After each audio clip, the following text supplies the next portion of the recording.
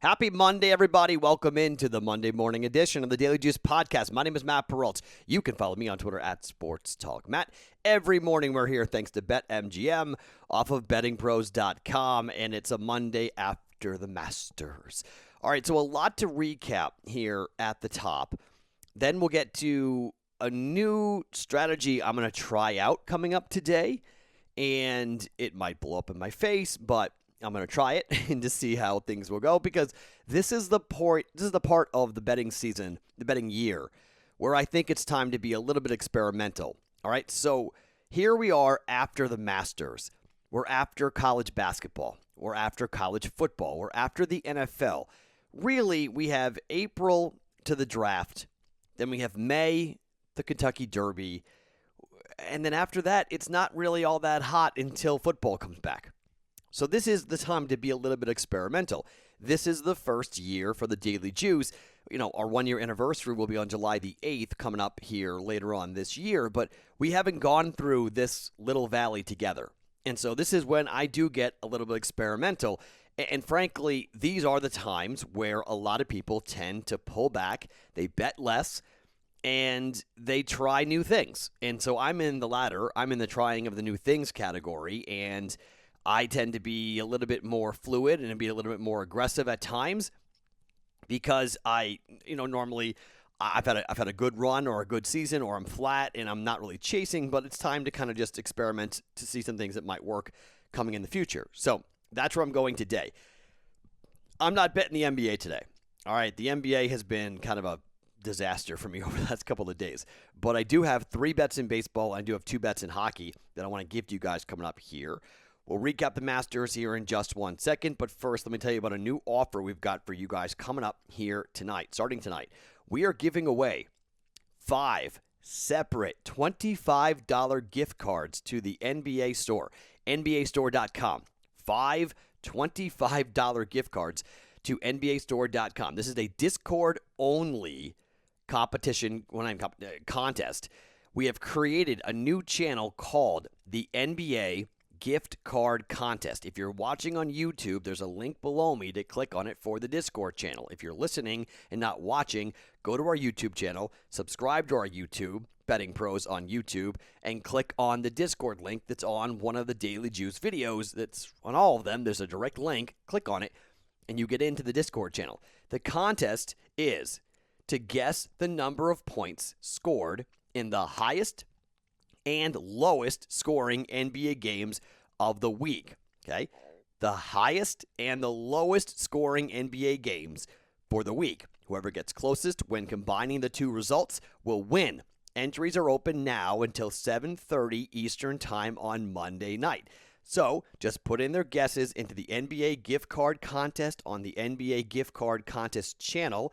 And if you haven't joined the Discord, go ahead and do so now to be eligible to be getting this contest right now to win one of our 5 $25 gift cards to NBAstore.com. Look for that channel on the Discord channel, on the Discord.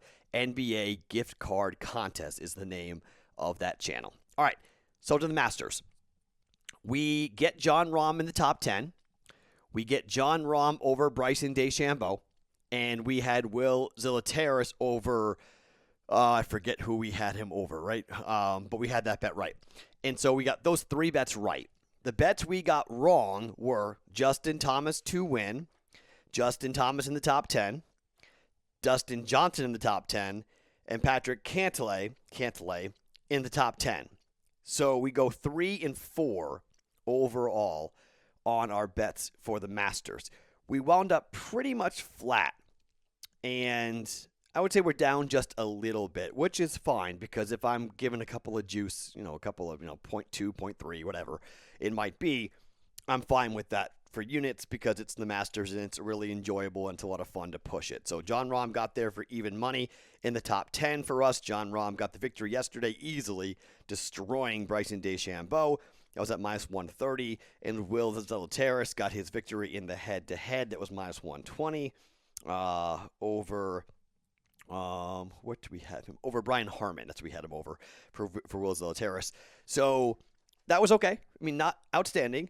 But what is outstanding is that my brother and sister both came to Vegas. Both my brothers and my sister both came to Vegas. So one night, I dropped them off at a local casino here in Vegas, and they went and put a bunch of bets in. My brother lost all the bets, but my sister put $100 down on Hideki Matsuyama to win the Masters at plus 1,800 on Friday. So on Saturday, we go and I take my two brothers to Circa because I want to just show my brothers the incredible sports book at Circa Sports. And my brother, who had lost all the bets on Thursday, or on Friday, I guess it was, made two parlays that would yield him, and this is, yes, one of my brothers betting parlays, he would yield him $350. He was down $300 on the weekend from betting and casino play and whatnot. And yesterday, my brother hit both those parlays to wind up $50 on the way out of Vegas, which is phenomenal. But not as phenomenal as my sister winning $1,800 on the Hideki Matsuyama bet. I'm not going to get into how she made that play. That's her. She made the bet. It's her money. It's her bet. She put it down, $100 on Matsuyama to win the Masters on Friday at plus 1,800. And wouldn't you know it, that thing comes in and cashes. So I'm going to take my sister today I thought it was at Circa. She didn't play it at Circa. She played it actually at the Red Rock Casino here in Summerlin. But I'm going to take her to a Stations Casino to cash that bet, and I'll videotape it if they let me. I'll videotape her cashing a $1,800 ticket on the Masters as a 21-year-old. So not a bad start to my sister's gambling life to go ahead. First time she'd ever placed a bet in person in her life. It may be the first bet she's ever placed, period, in her life. She did place other bets during that day, but that was the first future wager she had bet. She bet on the Red Sox, and she bet some other things that, one of them cashed, one of them didn't, but that was the big one. That was the $100 bet she put down. So she cashes $1,800 on Hideki Matsuyama. So we all should be so lucky, right? So I got I got Dustin Johnson right in November. My sister got Hideki Matsuyama right in April. So far my family has done pretty damn well at predicting the Masters over the last 12 months from a calendar year perspective. So that's pretty darn cool. So congrats to my sister for going ahead and knocking that down. All right, so let's go to Monday. Let's start with baseball, and let's start with the Discord bet. So I went to the Discord channel, and I said I had you guys nominate in the Daily Juice channel. I had you guys nominate different bets you liked.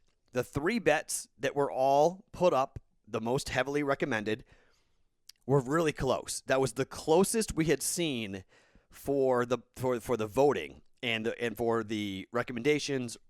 Pretty much a consistent consensus bet was coming down on baseball. And it was Astros run line, Red Sox money line, and Padres run line. All right, those were the bets that were up for voting, and it was like 63 to 59 to 50 to like 61 or something, or 52 or something like that. It was all really close. The winner, the Boston Red Sox. The Boston Red Sox to win their 7th consecutive game on the road at the Minnesota Twins, who are 5-4. The odds I got here in Vegas on that on that money line for the Red Sox was plus 124. Okay, pretty much you can get it somewhere in that range. So that's the first bet. The Discord plays are 3-2 so far, 3-2. However, I was already coming back. I was already going to bet this game. But I wasn't betting this game for who was going to win this game. I was betting this game for the total because the total is 9. And the Red Sox will start a pitcher in Martin Perez who is not very good. And I'm just not looking at the Red Sox here.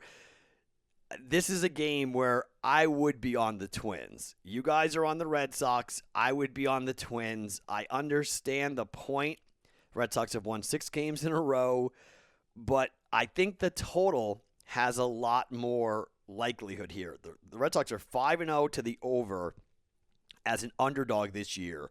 They're 4-0 this year on the road as road underdogs this year, and they are 4-0 to the over, or 5-0 to the over in the last 5 road games against a winning record. Some of that's dating back to last year. I just think this is an offense for the Red Sox who they're clicking, and I think they're going to be able to put some runs up here on J.A. Happ, who has got off to a decent start this year. I don't know how, you take one start where he went 4 innings, gave it 3 hits, 1 earned run before he handed off to the bullpen, a 4-3 loss to the Twins against the Tigers on April the 6th. So, it's a 2.25 ERA, but it's a very small sample size. Red Sox have been hitting everybody right now, and they're also getting hit like crazy. So I'm on the over 9 at minus 120. All right? So 2 bets on 1 game. Red Sox to win and the over 9. Half a unit on each. So we have a full unit committed to the Red Sox and the Twins. I'm going to do this again coming up here for hockey. And this is the experiment I am doing. So I'm going to try to get involved with multiple bets on 1 game and see how that works out. Rather than spreading it around, take a game that I'm watching, taking a game that I'm seeing, and try to make multiple bets on it. Hockey has been very good to us.